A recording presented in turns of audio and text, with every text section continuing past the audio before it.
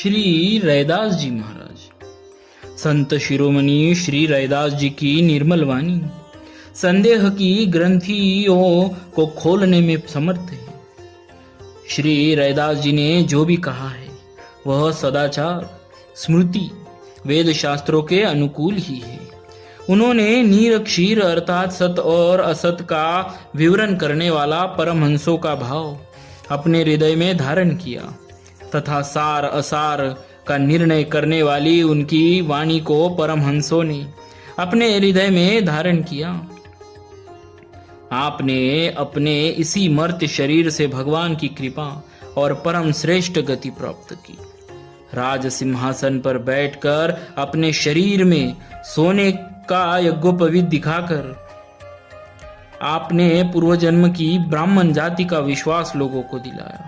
महान पुरुषों ने अपने ऊंचे वर्ण एवं आश्रम के अभिमान को छोड़कर जिनकी चरण धूलि की वंदना की, उन श्री रैदास जी की वाणी शंकाओं को खंडन करने में अति चतुर है। संत श्री रैदास जी का संक्षेप में परिचय इस प्रकार है। श्री रैदास जी के जन्म की कथा। आचार्य श्री स्वामी रैदास जी का एक ब्रह्मचारी शिष्य था। वह नित्य आटे की चुटकी ब्राह्मणों के यहाँ से मांग कर लाता था। उसी से ठाकुर जी का भोग लगता था और साधु सेवा होती थी। मार्ग में एक बनिए की दुकान थी। वह बनिया प्रायः नित्य ही ब्रह्मचारी जी से कहता था कि आप मेरा सीधा सामान भी स्वीकार करो।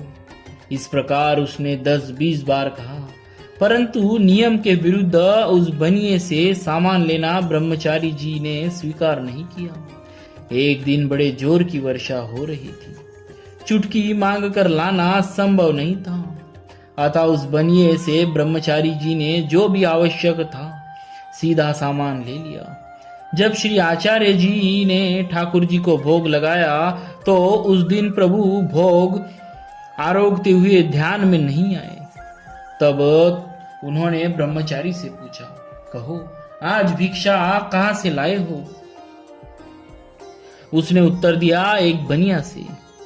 श्री स्वामी जी ने कहा, जाओ पता लगाओ। पूछने से मालूम पड़ा कि बनिए ने किसी निम्न वर्ण की प्रेरणा से अन्न दिया है। वस्तुतः काशी में रघु नामक एक चर्मकार था। पूछने पर किसी सज्जन ने उससे कहा था कि तुम्हारी भिक्षा स्वामी श्री रामानंदाचार्य जी स्वीकार कर ले तो निश्चय ही तुम्हें संतान लाभ हो सकता है। अतः विश्वास पूर्वक पुत्री की कामना से उसने ही बनिया के माध्यम से स्वामी जी के पास तक भिक्षा पहुंचाई थी। अतः विश्वास पूर्वक पुत्र की कामना से उसने ही बनिया के माध्यम से स्वामी जी के पास तक भिक्षा पहुंचाई थी। वस्तुस्थिति ज्ञात होने पर अपने ब्रह्मचारी शिष्य को श्री स्वामी जी ने बड़ा भारी शाप दिया कि तूने मेरी बात नहीं मानी, निम्न वर्ण की भिक्षा ली, अतः जाकर उसी घर में जन्म लो।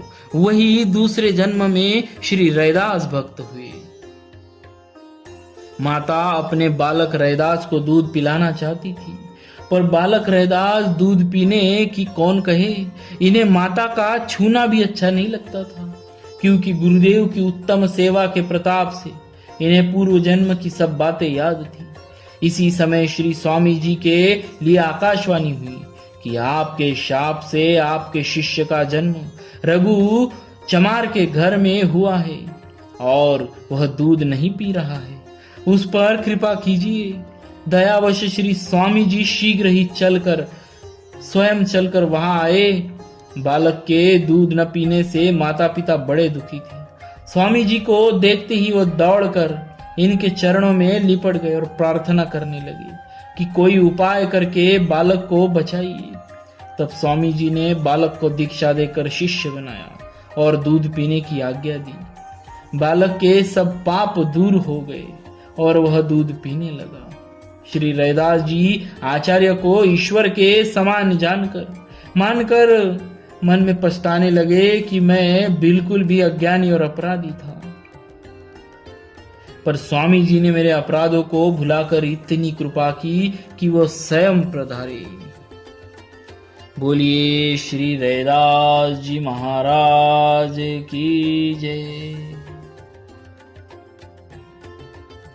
आद्य जगत गुरु श्री रामानंदाचार्य जी भगवान की जय।